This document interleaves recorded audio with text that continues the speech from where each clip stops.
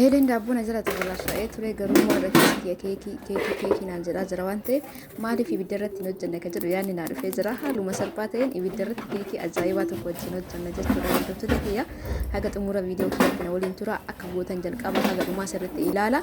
Ibiddanii qabsiisnee taaneet egaa maandajaan ho'een booda fiimii isaa yookaan barbadaa isaa san gara jalaatti dachaasna.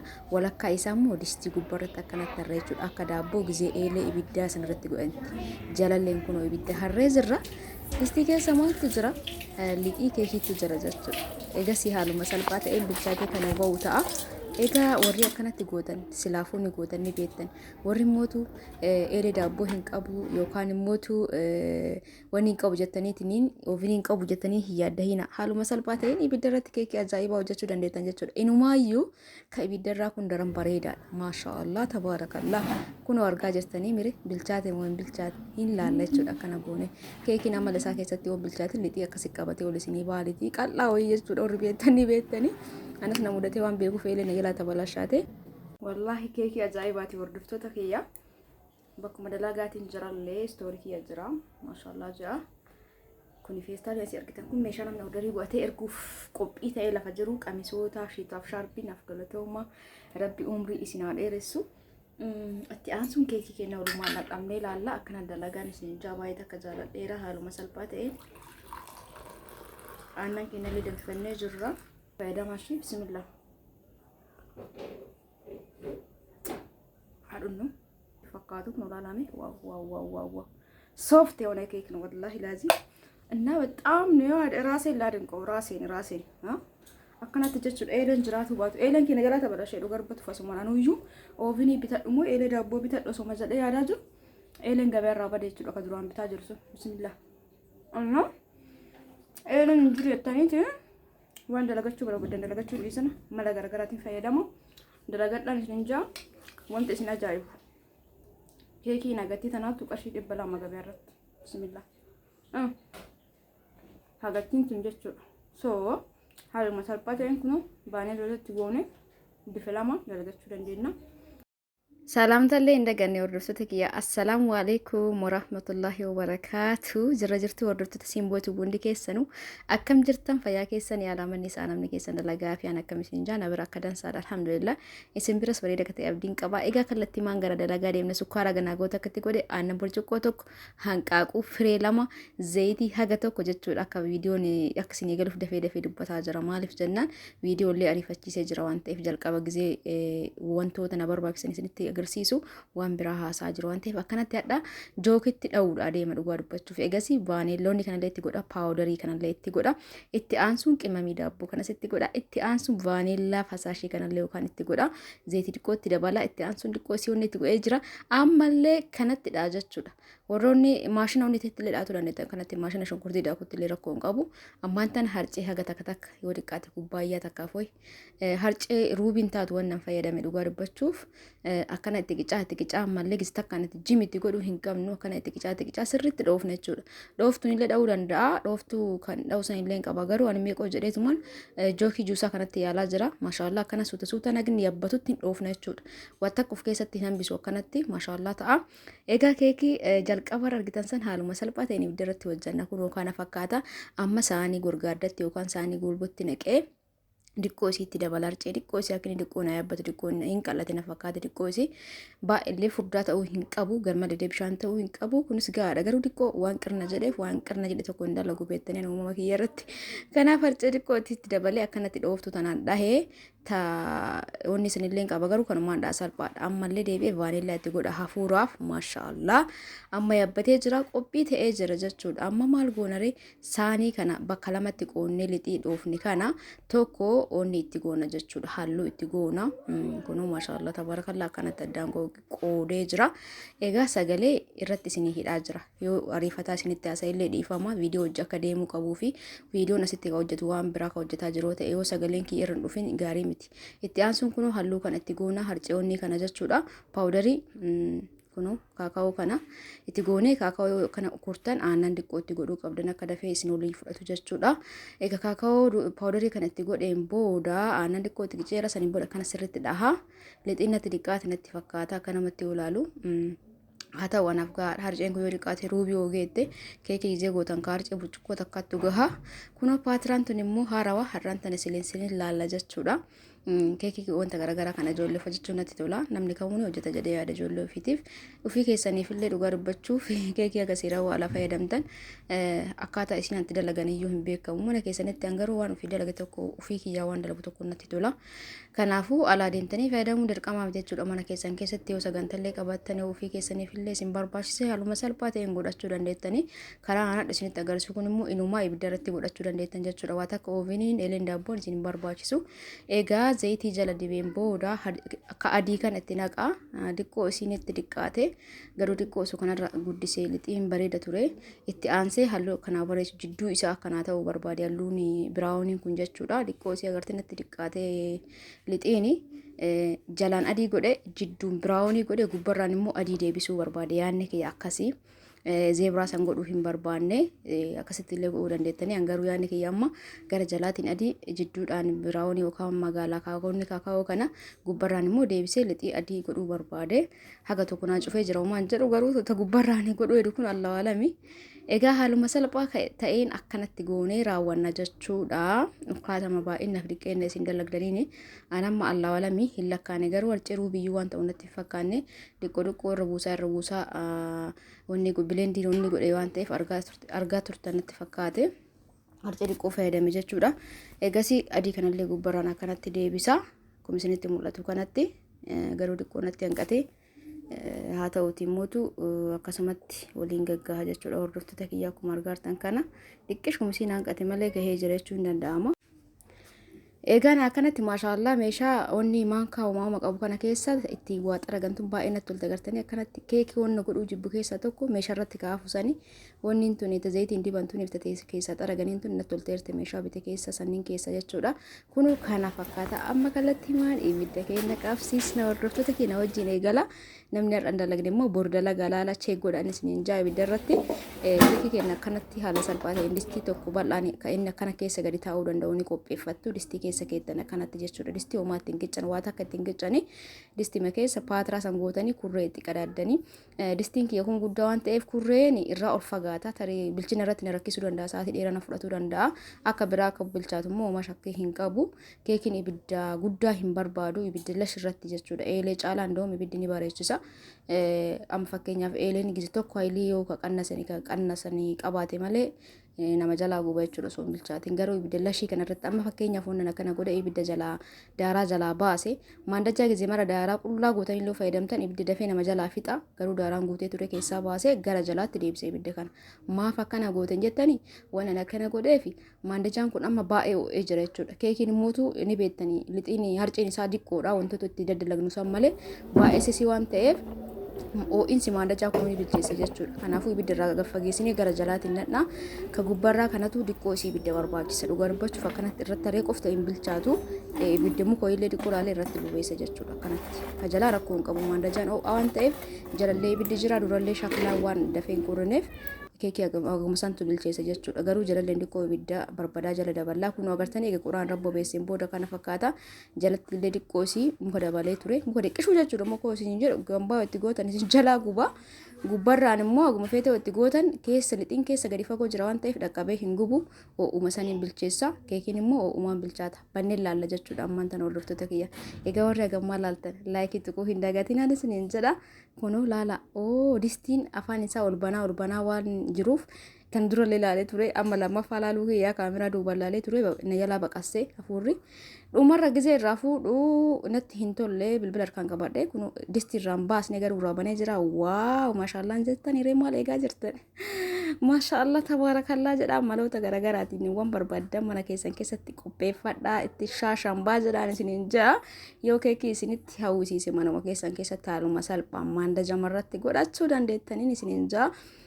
Yorri godhatanii akkana beektan maashaallah isiniin jee jira warri immoo akkanatti godhatu duraan hin beekne akkanatti godhadhaan isiniin jaa hordoftoota kiyya. ammaan tana gadi waraanne ilaalla jechuudha. Muka istiikiniitiin ta'uu danda'a, albiin ta'uu danda'a, shuukaan ta'uu danda'a. Kun maashaallah keekii amala isaa irraa yoo lixii ta'e lixii qal'aa nama jibbisiisu waan ittiin gadi suuxan san irratti baya. Garuu kun akkasiin baane maashaallah bilchaatee jira. Ammaan tana immoo mana galchanii baasna. Keekii yoo gootanii yoo sa'aatii qabaattan akkana fuutanii onni makanaan firiijii keessa daqiiqaa 10 tokko sookettanii bareedaadha isiniin jaa nama isinitti agarsiisuuf waan ta'eef hin kenne. Kunoo kana fakkaataa yoo barbaachisa ta'e zayitii xiqqoo irra deemnee sukkaara battan irra goona jechuudha. Sun dirqamaa miti. Urroo deemasi. Wallaahi bashirree kun rakkisee bakka hin deemu maratti hima deema.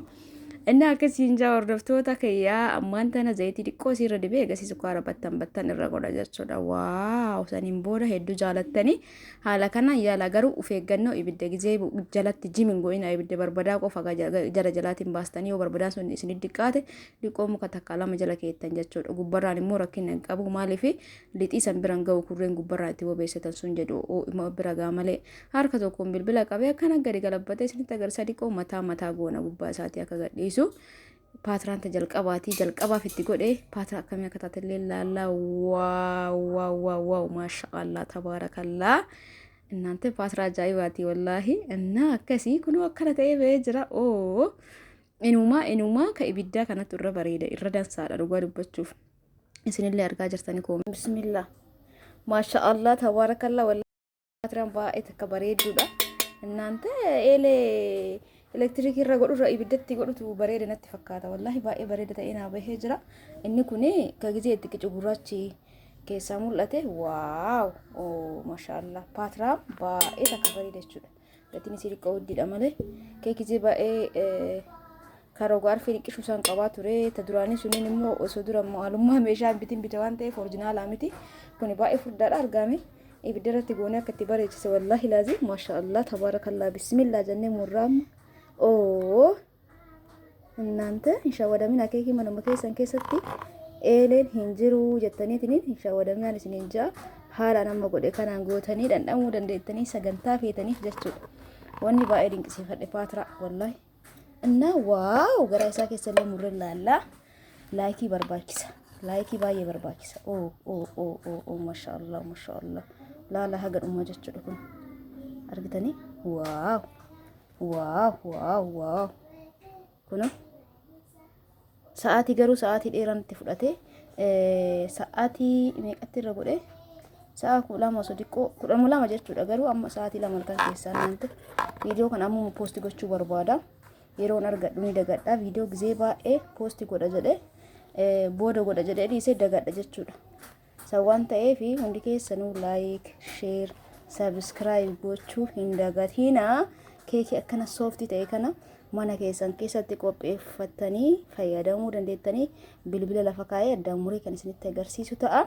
Murullee baadhu kunoo argaa jirtan jechuudha. Waaw maashaallah tabaarakallaa haaluma salphaan ibiddumarratti hojjechuu dandeettanii bilchinni isaa immoo argaa jirtan isiniyyuu laala. Waaw ajaa'iba ta'e wallaahi baay'ee takka natti tolee jira.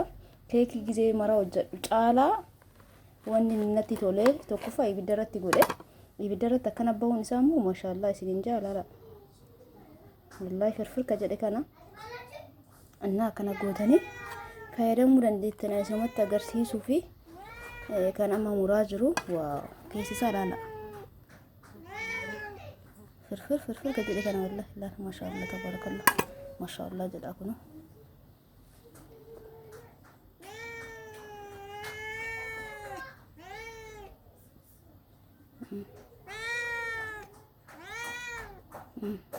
Wannan akkana godhee isinitti agarsiisuuf akkasitti ilaaltanii fi waaw maashaallah.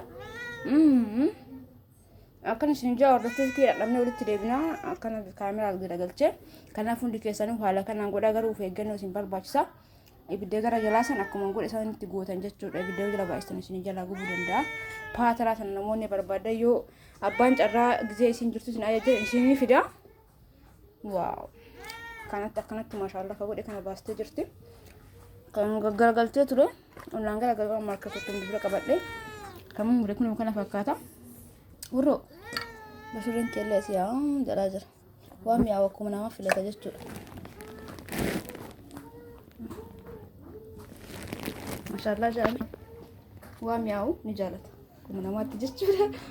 wallahi keekii ajaa'ibaati hordoftoota kiyya. Bakkuma dalagaatiin jirallee istoorii kiyya jira maashaallah jira. Kuni feestaan asii argitan kun meeshaa namni ordarii bu'atee erguuf qophii ta'ee lafa jiru qamisoota shiitaaf shaarbii naaf galatooma rabbi umrii isin haa dheeressu. Itti aansuun keekii kenna walumaan dhaqamnee ilaalla akkana dalagaan isin baay'ee akka jaaladheera haaluma salphaa ta'een aannan kennallee danfifannee jirra.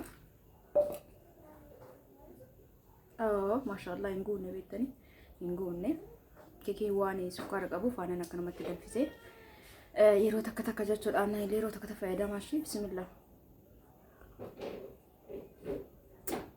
haadhunnu viidiyoo kana marti keessanu like share subscribe godha shiitii babbareeda namoonni barbaadan na biratti ni argattu. Asumaan immoo waa arga soo viidiyoo godhu wanni tanni jechuudha. Foodhaawwan tanni dura biyya keessa hin jirtu amma turteef toluu dhuftee dagadhee isii agarsiisuu jechuudha. Online irratti gisee seenii TikTok illee hin argisiisu amma viidiyoo keessa yoo achi ilaalu arge namoonni barbaadan na biratti ni argattanii hedduu akka laaftii morma jala buufatuuf dhiiraaf shamaraaf hin jettu bifa lama qaba. Gaala agartanii gamaa gara lachuun fayyadamuu dandeettanii jechuudha. Gisee uddeen tanfaa baadiyyaa fa'aa gisee deemtan morma jala darbattan baay'ee takka ophiti.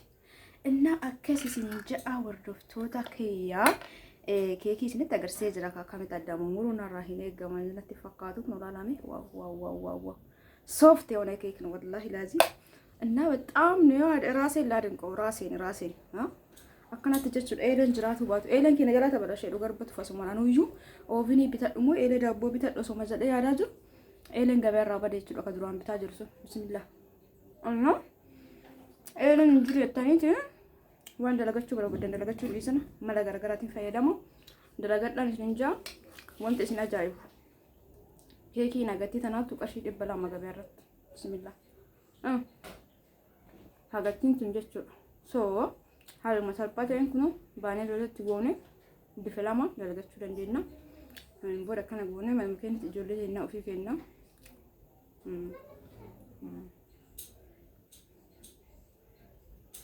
maashaallah jedha. Gisee tokko jechuudha waa asirra nyaatu hin jaaladhu garuu akka isin viidiyoon isinitti tola nyaattanii fi asirratti waa nyaataa gadhiisa.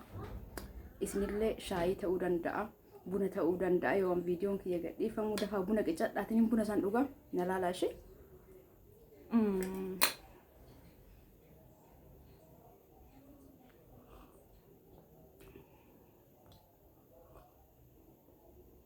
Aannan kadam finnoonte liqqeen aannan dhugan guddanne isin akka hotii biratti aannan wanna nyaata aannaniin dhugaa nyaata guddadhe waan ta'eef hagammallee hin jibbu garuu aannan magaalaa kun na baay'ee namatti hin tolu. Haa ta'u aannan kana waggaa dheeraaf kontiraat fudhachaa jirra bareeda danfisnee yeroo tokko aannan kanaan akka nyaataniif malee noormaali aannan nama guyyaarraa fayyadamuu miti. Kana fakkaatu jechuudha hordoftoota kiyya keekii nan hojjedhee waaw keekii ajaa'ibaati haala kanaan godhaatiniin laalaan isiniin jaa akka isinii ta'u abdiin qaba akkan godhe sanitti yoo gootan viidiyoo kee jalqabarraa haga dhumaa dhageeffattan wanni isin dhibuta akka hin jiru duraan beektanii immoo ni beektanii warra hin beekneef himaa jira yookaan immoo warra akkanatti akkana jedhu kana hojjetan akkana hojjetatu danda'a jechuudha. Namoonni baay'een keekii hojjechuuf waan ulfaatoo itti fakkaatu danda'a akkasumas maal irratti hojjetan ka jedhu gaafii isinitti ta'uu danda'a garuu haaluma salphaan ibiddumarratti maandajamarratti akkanatti hojjettanii dhiyeeffachuu dandeettanii jechuudha. Waaw maashaallah tabaarakallah kaadhaan addumaayyuu እና akkanis ninjaa hordoftoota kiyyaa viidiyoon kiyya karraa kanumaan raawwatuun duratti egaa namoonni shiitaaf shaarbii babbareeda barbaadan koottaa na biraa bitadha.